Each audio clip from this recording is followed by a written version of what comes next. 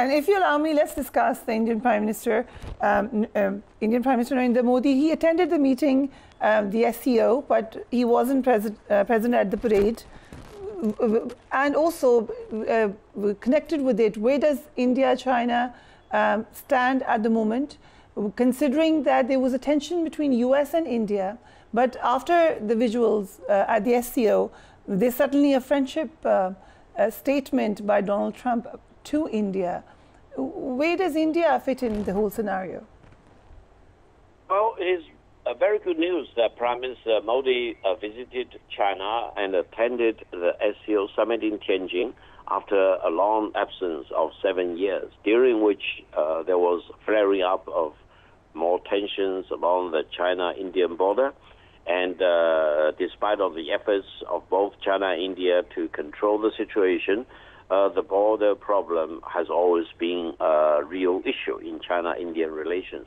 Now, after President Trump really maximally imposed sanctions against India, manhandling India, and showing great disrespect for Indian people as a nation, and calling the Indian economy as a dead economy, of course, the Indians had all the reasons to be indignant against such manhandling by the United States of India, because the Indians want to be treated as an equal.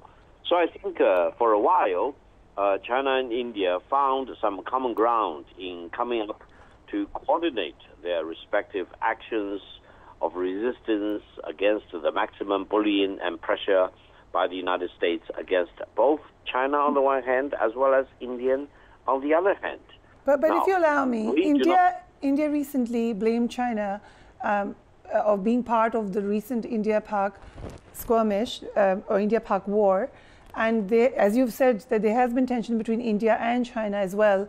There have been statements from Indian media, there have been statements from Indian diplomats regarding China. So is it all now in the past?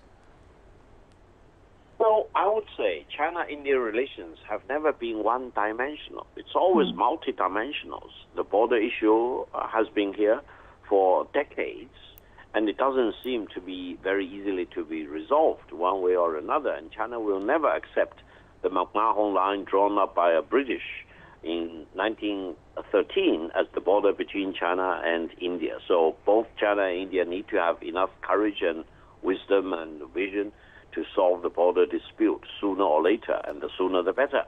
But there are other things that China and India, being the two largest populations in the world, can cooperate. Normal business exchanges, you name it. India is very much rattled by the fact that China attaches great importance to China-Pakistan friendship and solidarity. I emphasized on major Indian televisions that no one should second-guess China's commitment to defending the legitimate rights of the Pakistani people, including defending, protecting their sovereignty and territorial integrity. And I always believe that China will have no reservation and hesitation in sharing the best technologies with our brothers and sisters in Pakistan. Now, what China wants to see is not, for example, a divided Indian subcontinent. We want to see peace prevailing between India and Pakistan on the one hand, and between China and India on the other hand, and there will be no more rattling about war and confrontation and conflicts, for example, on the Indian subcontinent. But if you allow me, the Indian Army Chief just recently stated... reality, it's questionable now. Yeah, but the Indian Army Chief recently stated that another war is inevitable. A lot of analysts are saying that there could be another war between Pakistan and India, and it's great to know that China would not want that. But how do you see, as a political analyst, could there be another war in the region? I've declared that the Indians should not wear war on their lips, because if they keep agitating for war, they actually may suffer the consequences. It will be much better for the Indian government and the Indian people to talk about peace with their neighbors, including Pakistan. And they should refrain from taking any action to agitate for independence of Balochistan. They should respect the sovereignty and the territorial integrity of Pakistan And I've urged all members of the SCO organization to respect each other's sovereignty and territorial integrity, and to refrain from doing anything to agitate for the separation of other member states. Now, whether India is doing a good job in this regard or not, everyone can come to his or her own conclusion.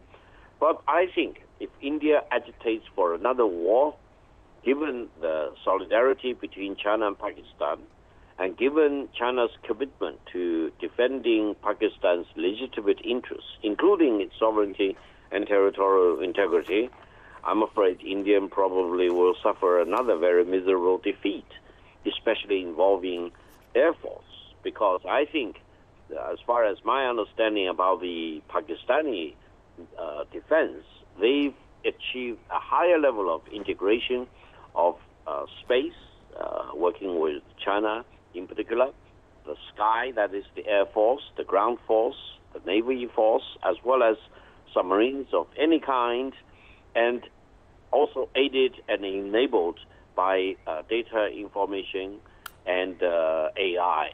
And I think the ability on the Pakistani side in integrating everything into a seamless killing machine is much better than the Indian side. Part of the reason is that India imported weapons from all kinds, all countries, and it is almost a mission impossible to integrate them into a seamless killing machine. And in a matter of real battle in modern time, a split of a second's difference will make life or death. And I think it will take years, if not decades, for India to come up with a seamless integration on a par with that of Pakistan. And I think the fact that Pakistan has already achieved a higher level of sophistication and combat readiness is very much a result of China-Pakistani cooperation. That's for sure. And I hope China-Pakistani cooperation will be further strengthened rather than weakened in the days and weeks and months and years ahead. And I hope India will really be deterred from taking any risky activities to provoke another war, because I don't think India will have anything positive to gain to have another confrontation with Pakistan. Their defeat in the aerial battle is a very clear indication that if they want to take up war against Pakistan, they may suffer a greater loss in the future. Dr. Victor, it was a pleasure to have you on the program, and thank you so much for giving us detailed analysis. आप लोगों ने भी देखा, खासतौर पर south Asian region के हवाले से बड़ी अहम गुफ्तगू हुई है. हम इसकी ट्रांसलेशन भी आपसे शेयर कर लेंगे. अपने घर वालों का ख्याल रखिएगा. Do take care of yourself. अल्लाह हाफ़िज़.